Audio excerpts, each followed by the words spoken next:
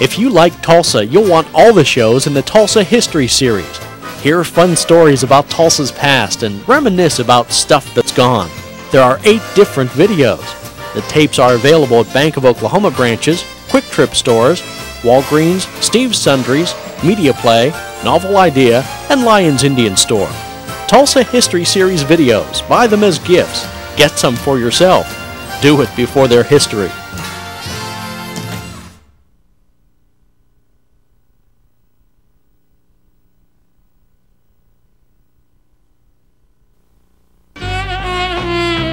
Art Deco is all around Tulsa. You can see it at church, see it at school, and see it at the office. This show celebrates Tulsa's Art Deco architecture and the talented people who designed it. Come along as we check out places built by oil and houses from the Streamline era. One lady asked me if I moved into the big white refrigerator. We'll meet people trying to rescue these treasures and reminisce about deco that couldn't be saved. It's an unusual look at remarkable places. Tulsa Art Deco.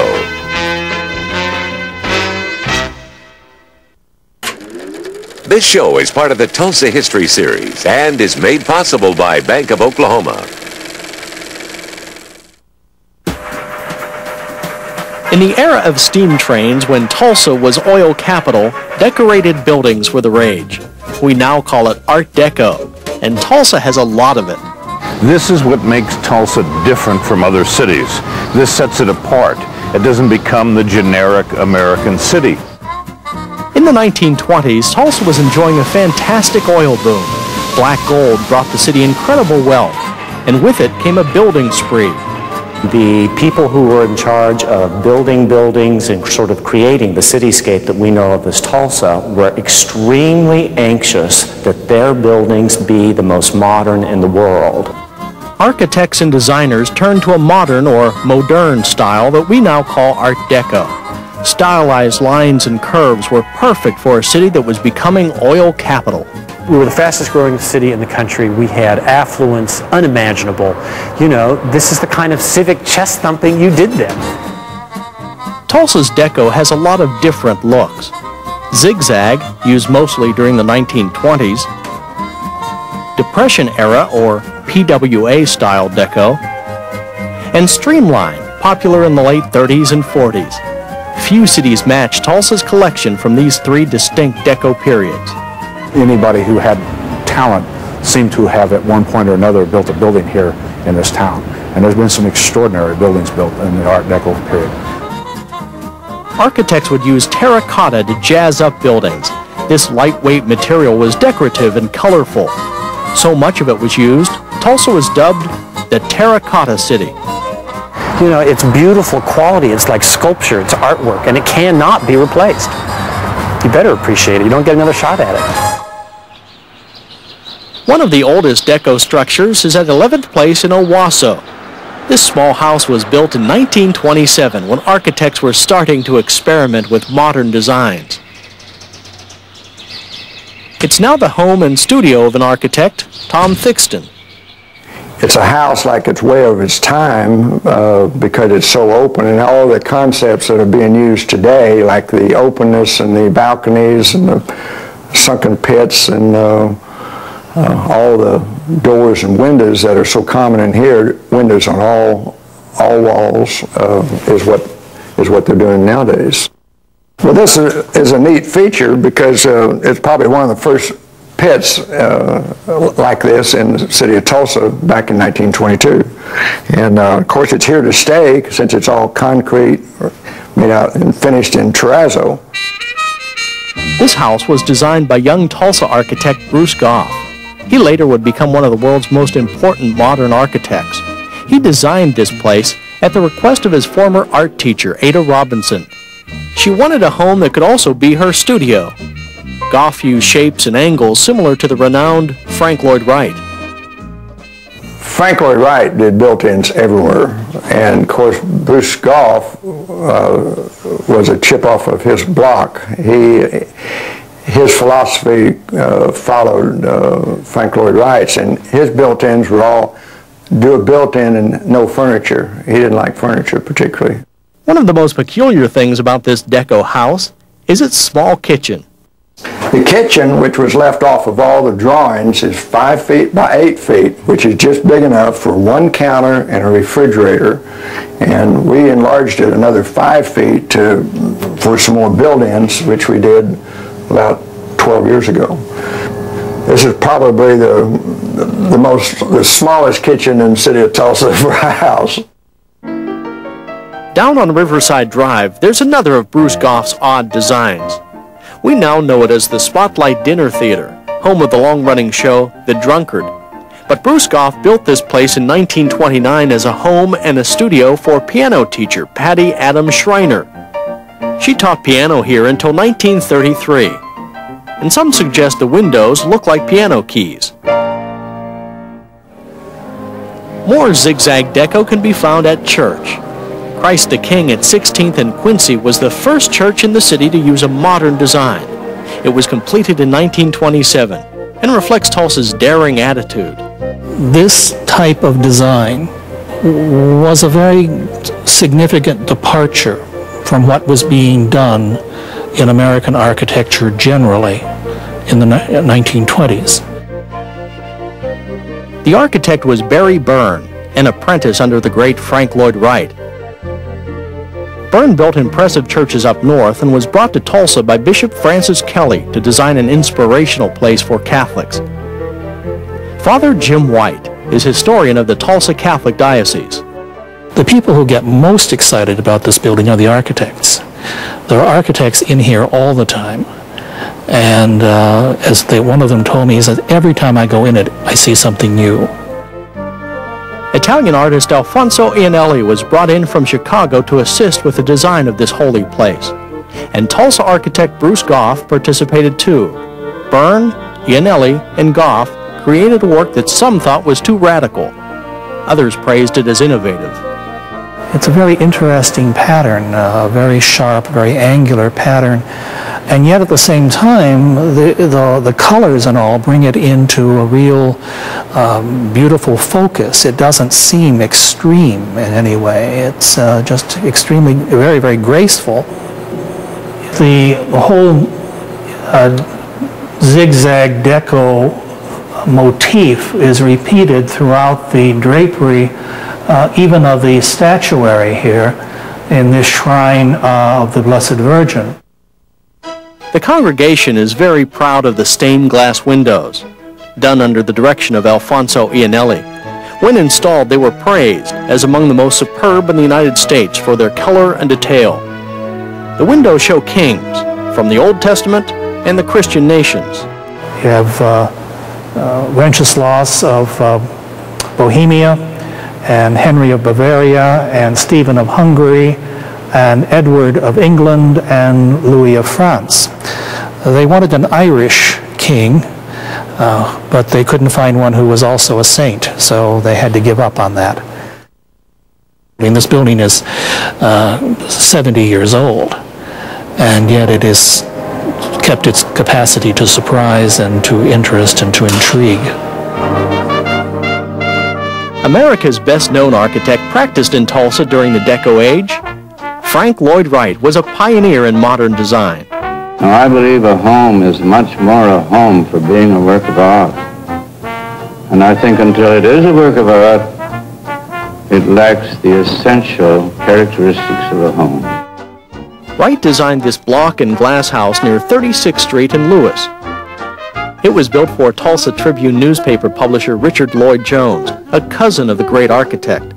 Jones built it partly to give cousin Frank work during the Depression. The house takes a lot of people. There were about... Richard Jones' daughter, Florence Barnett, remembers her family had a love-hate relationship with Frank. Well, Mother had a problem with Frank. She didn't like Frank when she was a little girl, and she didn't particularly like Frank to her dying day. Well, despite family troubles, the house, called West Hope, was a work of art, built in an era when people craved the new and the modern. Its rooms flow from one to the other. And one thing about living in a Frank Lloyd Wright house, you go into other people's houses and you instinctively push a wall up. You just do. I mean, I need a little more room here. You know, you just have that feeling. You don't have it in the Frank Lloyd Wright house. There's plenty of room. Frank Lloyd Wright reportedly said of West Hope, "Why, it's even more beautiful than I expected." And the house attracted all kinds of attention. Tulsans who had never seen anything like it came by the carload to stare at this house with the flat roof. Frank did not know how to do a flat roof, and it leaked like a sieve for a long, long time. And so Mother is credited with saying, well, that's what you get for leaving a work of art out in the rain. In the late 20s, Tulsa was holding annual Rose Carnival parades. The oil capital was growing so fast, President Teddy Roosevelt called it the Magic City. And two major public utilities decided to invest in the city's future by erecting expensive buildings downtown. The electric company, Public Service of Oklahoma, built a flashy structure at 6th and Main. PSO moved out long ago, and the building is now a commercial office space. The other utility, Oklahoma Natural Gas, also wanted a building as dazzling as Tulsa's future. They built this limestone showplace with a zigzag motif. Architect Ted Reeds. Zigzag literally means up and down and zigging zagging, but in a deco vernacular, it means line and movement. It's particularly notable for the fact that all of the stonework that you see on its base is carved Indiana limestone. It's not terracotta as we've seen in some of our other deco buildings, so it's literally labor intensive. ONG moved out of this building in the 1980s, and an architectural firm moved in and occupies the first floors. But the ornamentation from the Jazz Age is still all around. The elevators have cool lightning bolt floor indicators. It was a very vibrant time in our economy around here. People were dreamers, so the idea of movement and zip, and moving up and down, a lightning bolt showing you the way is certainly consistent with Art Deco and with the times. When ONG had the building, people came through this lobby to pay their electric bills. They could also browse at appliances that ONG had on display. That is zigzag. The star up here that you see up there is actually carried out in some of the doorknobs as well, where Oklahoma Natural Gas is related at. The whole detail there is carried through the whole building, from the doorknob to the ceiling to the floors. There's a consistency in line and quality. What's neat here is this little onyx inlays. This is onyx. How many places have you seen onyx used? Again, it was another one of those common materials used as color in deco to bring attention to a detail. Just look what that does to your eye. It moves it. Well, here's another piece of deco that lifts the eye. Boston Avenue Methodist Church is the city's most famous structure. It has totally modern designs and symbols. Martha Jo Bradley has been attending and admiring this church since the doors opened in 1929. All lines in the church go up, and it's open to receive the Spirit of God. There is not closed hands. They're open, and you will see them all around the top. Central High School art teacher Ada Robinson did the initial design for Boston Avenue Methodist, and one newspaper pointed out that she had never even built a chicken coop until that time. Robinson's sketches were turned over to architect Bruce Goff. There's still debate over who's most responsible for the building. Newspapers around the country raved about this new American church in Oklahoma. Above the doors are larger-than-life terracotta figures of important Methodists. This space is the social lobby of Boston Avenue. Architect Roger Coffey attends church here. His grandfather was chairman of the original building committee. This building employs a pointed arch motif all the way through. It uses a great deal of stylized flora, in this case flowers, in motifs all the way through, and it's repeated in terrazzo, it's repeated in terracotta, it's repeated in wood carvings, so that you get this nice progression and repetition of a theme all the way through the building. The flowers symbolized throughout the church are the tritoma and the coreopsis, both indigenous to Oklahoma. Decorative tritomas are found in the terrazzo tile floor. These are tritomas, and the coreopsis are repeated in the stained glass of the doors. They're repeated in the border of the stained glass above the doors. Once again, the doors have the pointed motif. This is our worship space at Boston Avenue. It is done in the same Art Deco manner as the rest of the main public spaces in our building. Particularly significant in this room are the stained glass windows, which are 2 stories in height. They incorporate the tritoma and coreopsis flowers, as we discussed, in the stained glass. You have an oculus in the center of the dome, a dome that is relatively flat. Some very strong geometric forms, very Art Deco in character. Well, Boston Avenue Church really sticks out. But even buildings that aren't as visible have neat surprises. The Philcade at the corner of 5th and Boston is better known as the Amico North Building. For the first 3 stories, Patrice Thisler works for Amico, which now owns the Philcade. Every major entrance into the building, they used the marble, and then they went into the Egyptian column type terracotta design that ended in the wings of eagles and the floral design. Deco experts really love the Philcade's opulent lobby. Custom-made chandeliers and gold leaf ceilings have earned it distinction as one of the top deco interiors anywhere. This reflects the day when oil was king. It really is art in and of itself, and people don't recognize it at first. They'll walk in, and the first thing they see is like if you look down this hall, first thing you see the chandeliers, and you walk in and you see the kind of the gold, and then all of a sudden you start looking up and you see this artwork above you, and you're just kind of amazed. I mean, you don't catch it at first because you don't expect to look up to a ceiling and see this gorgeous artwork that really is up there. So it does kind of catch you off guard. But it's a fun place to bring people because this is what people think of when they think of old Tulsa and old oil. The Philcade was financed by wealthy oil man Wade Phillips, brother of Phillips Petroleum founder Frank Phillips. Wade already had the Gothic Phil Tower at 5th in Boston, but he built the Philcade across the street to give Boston Avenue even more shops and office space. In its heyday, the Philcade lobby had beautiful stores selling clothing and medicine and cigars.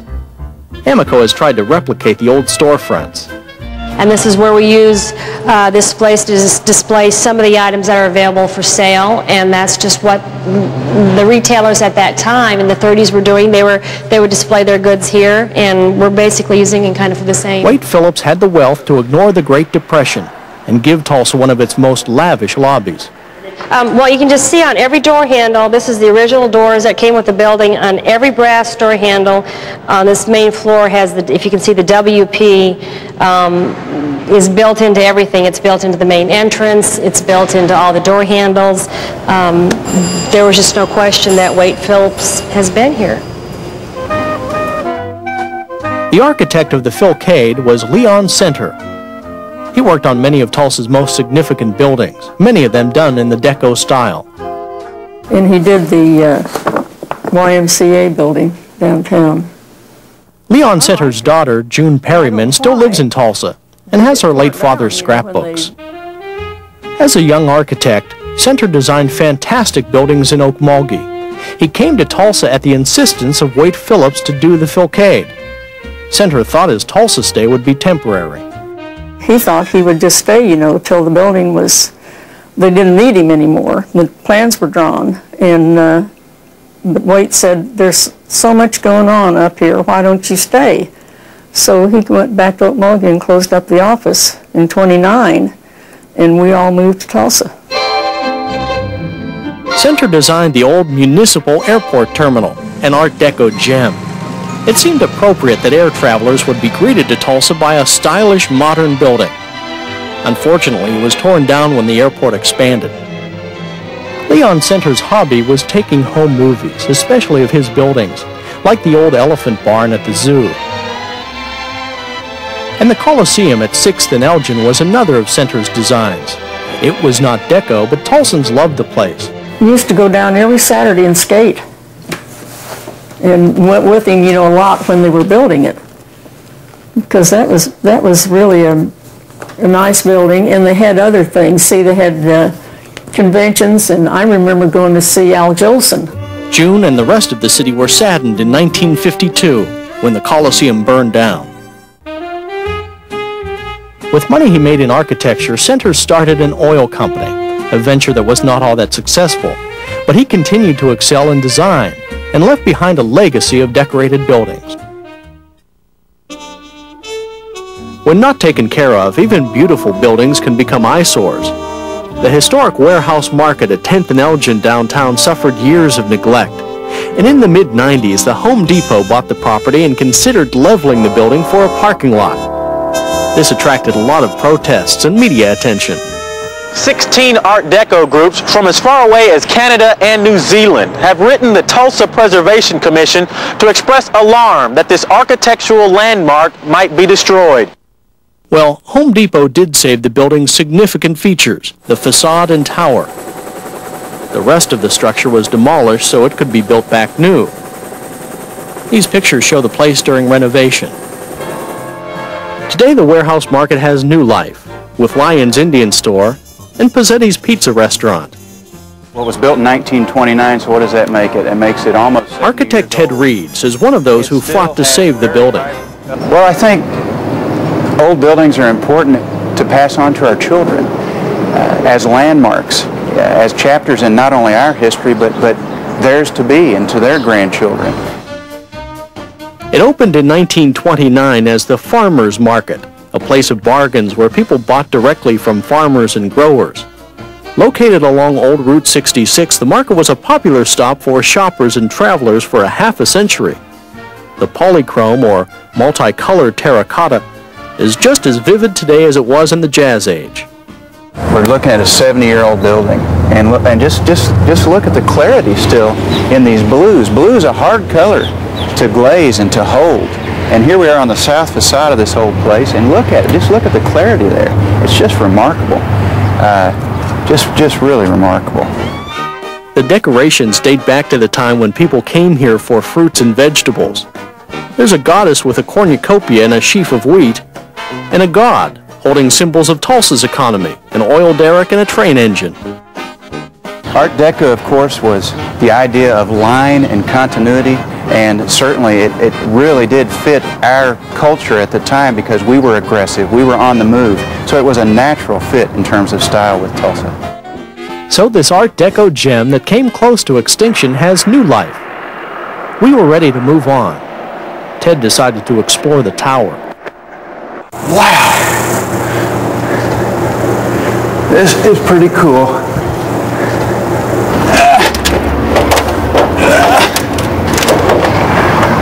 It's incredible, even up at this height, just the detail that they put into the top of this is just remarkable. What a view! You don't have to go to great heights to see Deco downtown. Just walk around. Author Michael Wallace has written numerous books, including one about Route 66 and oil man Frank Phillips. He's a great admirer of Tulsa's many architectural styles.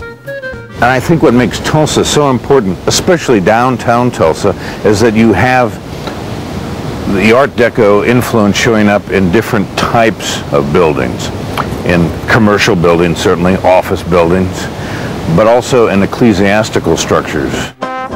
Not only was that Art Deco period a flamboyant period as far as the creation of architecture, but along with it were people to match the buildings. They were gamblers, they were risk takers, and I think a lot of that energy, a lot of that excitement creeps into this architecture and is visible even today.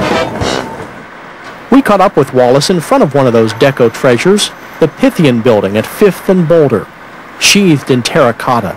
Now we call it the Pythian Building, but when it was built and when it was unveiled for the city of Tulsa in 1930, it was called the Gillette Terrell Building, named for two oilmen here in Tulsa who had larger ambitions. This is 3 stories high as you see it now. They wanted it to be 13 stories high, but a thing called the Great Depression came along and they had to lob off plans for those upper 10 stories for their hotel.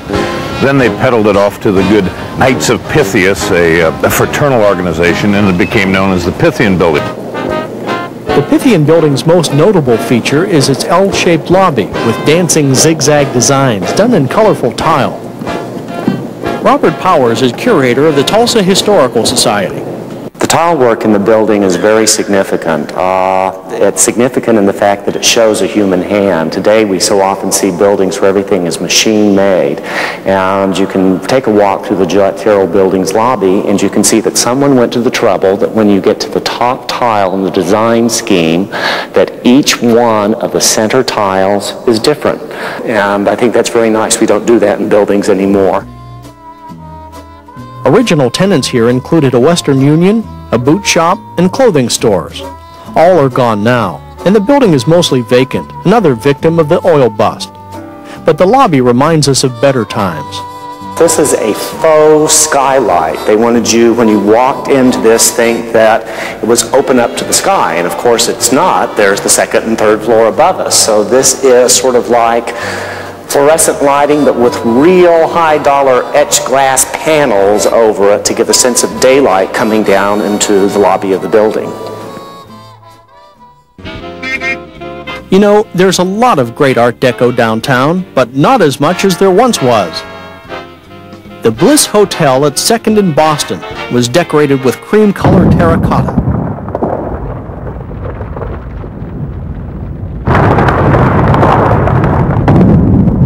But it went down in the 70s as part of urban renewal. The Medical and Dental Arts Building, designed by Joseph Koberling, is also gone. It's where most Tulsa doctors and dentists had offices. At 5th and Boulder was the Art Deco department store Halliburton Abbott. It was the state's first fully air-conditioned department store. Later it became Sears. It was replaced by the One Oak Building. Sometimes what people think is deco is not.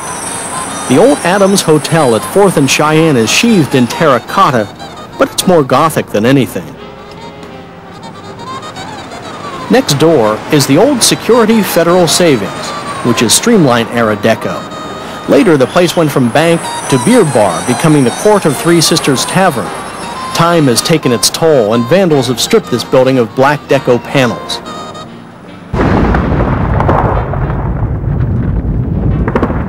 And that was the old Page Warehouse at 13th and Elgin, designed by the great architect Bruce Goff. It had to be removed for the Broken Arrow Expressway ramp in 1977. Fortunately, demolitions attract camera bugs, giving us a last fleeting glimpse of great deco buildings.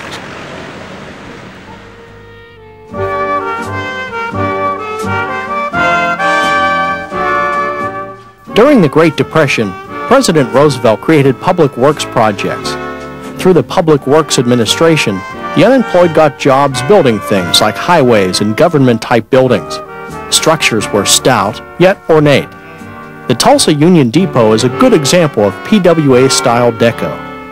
Architect John Novak. It was a very, very expensive building. I think in real dollars at that point, it cost $129 a square foot, which is just incredible because most buildings were costing $4 or $5 a square foot at the time. From 1931 until '67, the depot was the city's front door. This place was where family and friends said hellos and goodbyes. A building like this becomes part of the community. This is where they saw their son off to war and never saw him again. This is the last place that they might have seen him.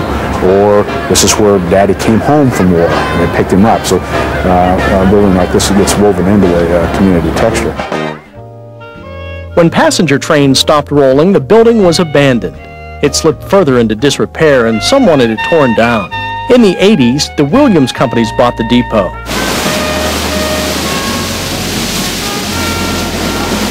The original contractor, Manhattan Construction, was brought in to convert the glorious train station into offices. It was tough restoring the depot to its past glory because looters had stripped anything of value they could reach, like etched glass chandeliers and marble. John Novak was part of the restoration team. All of this that's below about 8 feet is new. What it was here was rich marbles, but it all had disappeared. There's also some very rich bronzes and the rest of that. From where they couldn't reach any higher on up, we ended up with the original detailing. The building is now a commercial office space. The echo of steam trains is long gone, but the Art Deco period still flourishes here. This still has some of the finest detailing. As you can see, the carved limestone panels at each end of the project. And also you can see the streamlined detail I was mentioning about the winged wheel above the door.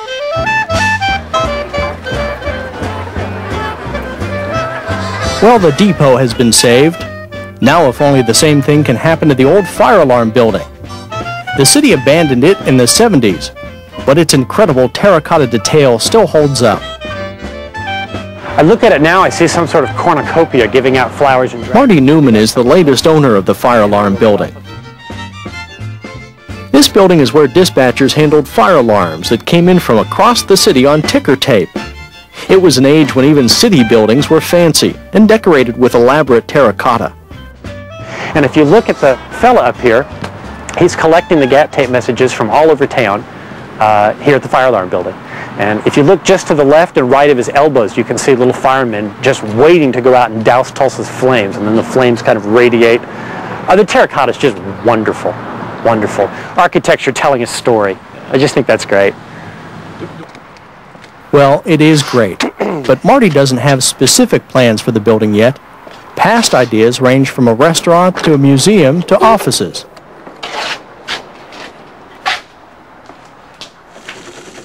When the fire alarm building opened in 1932, it had the most modern dispatch equipment. These had custom-formed tin boxes filled with a fine white sand. And when this electronic equipment would catch on fire, which it frequently did, I understand, they would douse it with this sand. Marty is working with contractor John Stava to save as much as possible of the PWA-style deco. The place has been neglected for years, but it still has some of its wonderful details. Before we did anything to the building, we came inside with scaffolding, set it up, and took samples of the ceiling down so that when we do destroy it, we'll have the original colors and the original patterns that we can work from to restore it. And again, you know, we were talking about the level to which they build a city property. Look at the lightning bolts and the custom-formed plasterwork and the 1, 2, 3, 4 different types of artistry all on the ceiling. And this is actually a piece that fell down of the cornice around the perimeter of this room, and it's got the wagon wheel shape and the lightning bolt, which is a fairly traditional 1930s type Art Deco design. This plaster mold was run as what they call a running molding, and the plasters would be up on scaffolding, and they would cut knives and shape the knives usually with sheet metal and a wood handle, and then they would run or scrape that wooden handle knife along the plaster to get the shape that they wanted. Then these patterns right here were applied as appliques. They were not actually hand carved in here, but they would be molded separately and then applied to the wet plaster. And so we tried to preserve the colors, and as you can see, it's got some really pretty greens and golds in it. Every time I'm here, people walk by and want to tell a story about when they were in here or when they worked here or how often, you know, when they lived by here. I mean, people love this building. In the 30s, Tulsa was looking more cosmopolitan, but the city still had ties to agriculture. The state fair and livestock shows were still very important. And in 1932, a pavilion was built on the fairgrounds for livestock shows. The terracotta figures and animals, I think, in a way illustrate what the building was used for, as the fairgrounds where people would be showing off the animals and produce. There have been rodeos here, circuses. A charity horse show was the first event in the pavilion. With seating for 10,000, it was the largest building of its kind in the Southwest. It became the University of Tulsa's home basketball court. It also hosted political rallies. Today, the pavilion is one of the city's most versatile buildings, and one of its most colorful. Oklahoma being, a predominantly agricultural state at that point, the fair was a really major thing, and so to have this sort of important architecture to commemorate it is really important. And you'll see that in cities throughout the Midwest where the fairgrounds buildings are really impressive.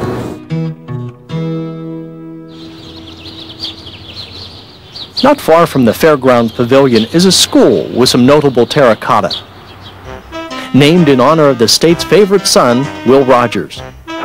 He died in a plane crash 4 years before the school was built, but he would have been proud of it. The school was designed by two prominent architects, Leon Center and Joseph Koberling.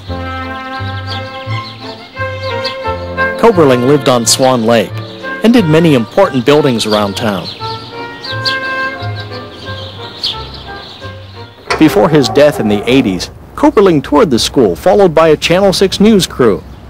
He remembered the era when young architects were churning out new ideas. It wasn't Gothic, it wasn't Roman, it wasn't Spanish, it wasn't this, that, or the other damn thing. It was just something that was an expression of our time. The modern Will Rogers High School attracted Time magazine, which declared it one of the country's most progressive schools. When the doors opened in the fall of '39, a student took some movies, showing the first Will Rogers faculty, the football queen, and the elevator. The auditorium is still pretty much the way students in 1939 saw it. The terracotta and gold leaf make it seem like a movie theater. Students can attend assemblies in an atmosphere of Art Deco. The architects who did this building succeeded in bringing schools into a modern era. I got away with murder. Look at it. Look. I just hope that whenever anybody else spends money for buildings, they leave the purse strings loose just a little bit so that they can leave something that is beautiful. The city's other Deco school, Daniel Webster, was designed by John Duncan Forsyth. It serves students west of the Arkansas River, and like Will Rogers High, Webster was designed as a building of the future.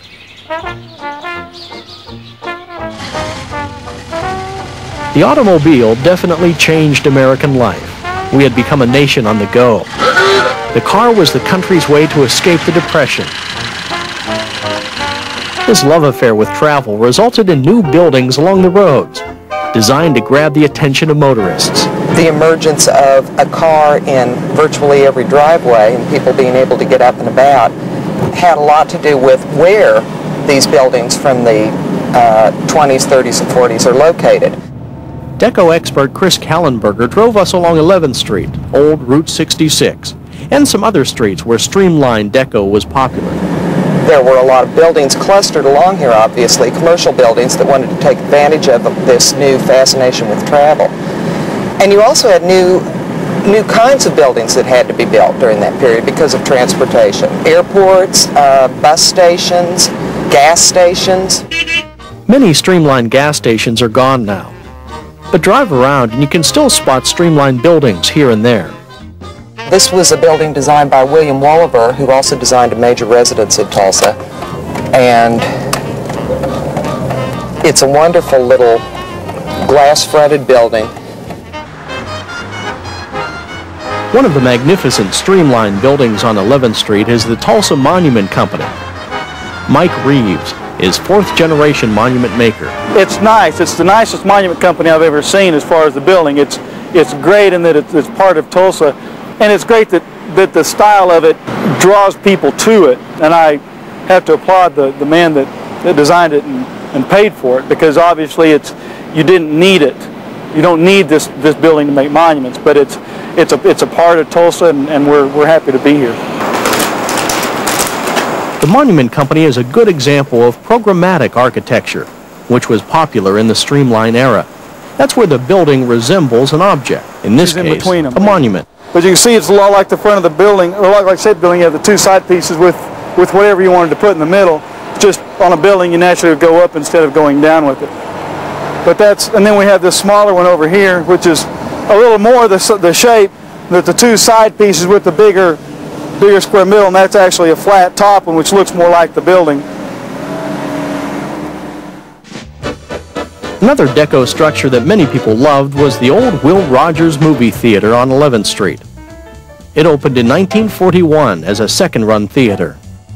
Movie theaters were obviously a really big element or a big easel for Art Deco design because they were palaces to fantasy to begin with. Another great deco theater was the Delman at 15th and Lewis. It was streamlined and suburban, built in 1938 during the city's early stretch south. But the single-screen theater couldn't compete with the new multiplexes, and in 1989 the landmark was leveled. Tulsa had lost another important piece of its deco heritage. But while the Delman is gone, another streamlined theater survives. The Brook on South Peoria is where all the blockbusters played. Gigi, West Side Story, The Sound of Music. The single-screen Brook also couldn't compete with the large cinemas, but instead of tearing it down, they converted the Brook into a restaurant and offices. Architect Herb Fritz helped restore it. Was the old Lewis Meyer bookstore. It wasn't a very good Art Deco building. It was just kind of so-so. The streamlined version, curved corner. It's got some neon out in front. But I think the real importance here was how many people actually could relate to the Brook and what it meant to their past. So it became very important to people that it remained because it was a part of their past. Another important part of the Brook's past was Eddie and the Eclectics. This show about a 50s rock and roll band was a Tulsa tradition, and another reason why the Brook holds so many memories for people. The real jewel to the building, of course, is the neon sign here. This was built in 1949. One child. How old are you, please? This is the original ticket booth for the theater. It hasn't been restored yet.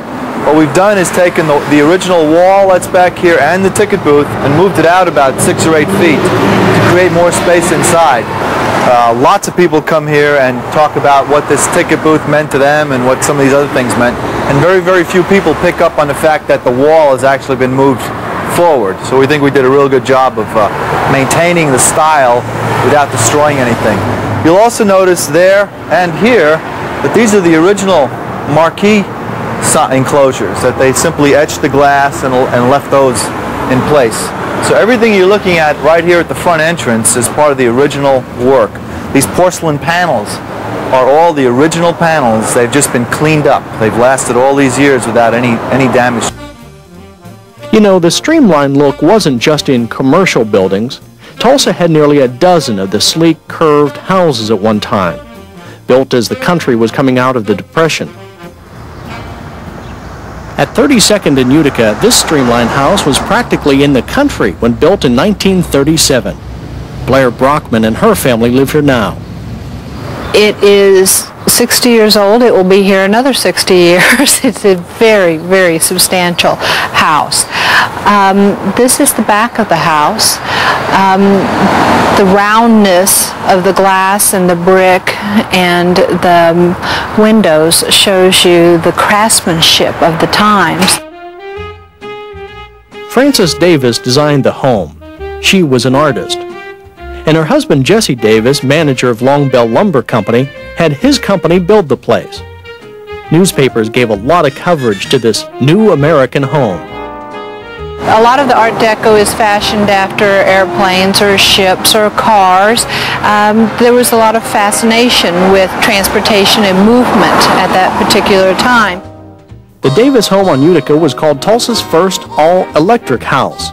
In 1937, it was open for public inspection, and thousands of people came through. The kitchen was all electric, and it had steel countertops. And all the appliances were new, and it was considered the latest thing in Tulsa. People were curious about the house back then. They still are today.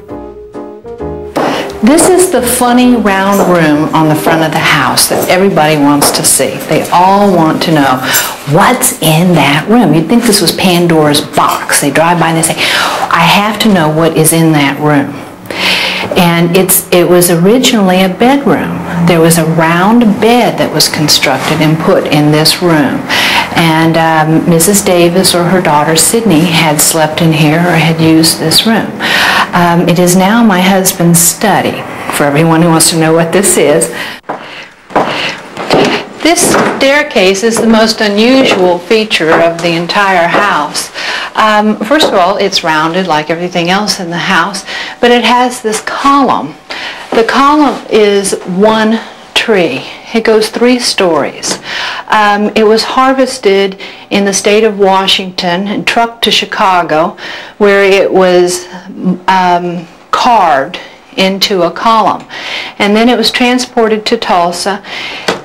When it arrived, they had a crane come out and stand it on end, and then the house was built around it. The Davises who built this home loved it dearly. They're deceased. The streamlined house is now in the hands of the Brockmans. They also respect its beauty and the craftsmanship that went into the place. This is art. This is style. It's not just a house. It's not just a home. This is art. And I think that people need to appreciate the landmarks that we have today and this art being surrounded and set in our city. Over at 29th in Birmingham, there's another streamlined house with an interesting history. It was once the home of a famous architect. Mike Sherrill and his family have the place now.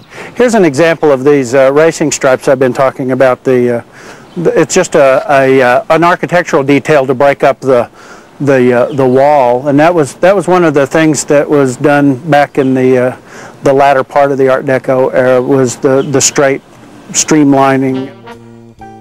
The house was designed by John Duncan Forsyth. That's him on the right. His many significant works include a mansion for Ponca City oil man E.W. Marland. In 1937, Forsyth built this house as a private residence for him and his wife Anne. Originally, it was pale pink, a popular color in the streamlined days. A lot of the downstairs was painted hot pink. I mean, oh my God, hot pink. And then some of the trim was painted a sort of a greenish blue. I'd say turquoise, but it wasn't turquoise. It was a lot brighter. The house has an interesting history of people who lived here. After the Forsyths moved out, the Seidenbachs moved in. They were owners of a large downtown department store, and Mrs. Seidenbach held civic meetings in a guest room. It originally was the room where Mrs. Seidenbach and some of her friends put together the idea of having the town hall meetings that used to be over at the old Municipal Theater and now has moved over to the Performing Arts Center. And the town hall series was supposedly invented in this room. Like most older houses, this place has been remodeled, but it retains original features, like the curved glass block window in the back, a popular style from when Deco flourished. Another feature in a lot of old Art Deco houses of this era were spiral staircases, and we have one here. We have the old original light fixture, indirect lighting light fixture from the original house. Our daughter's bathroom. Back in the old days, they used a lot of primary colors for fixtures, and those are the old original fixtures. The tile was added in '85, and then we did the wallpaper. Used to have a little light green tile floor. This house has been cared for, but sometimes Deco disappears. These home movies show the T.N. Law House on East 27th Street. The movies remain, but the house was torn down in the mid-90s. The neat thing about Tulsa is that the Deco trend continued here after it stopped in most other places. In the late 40s, a bas-relief mural was added to the front of the Chamber of Commerce building at 6th and Boston.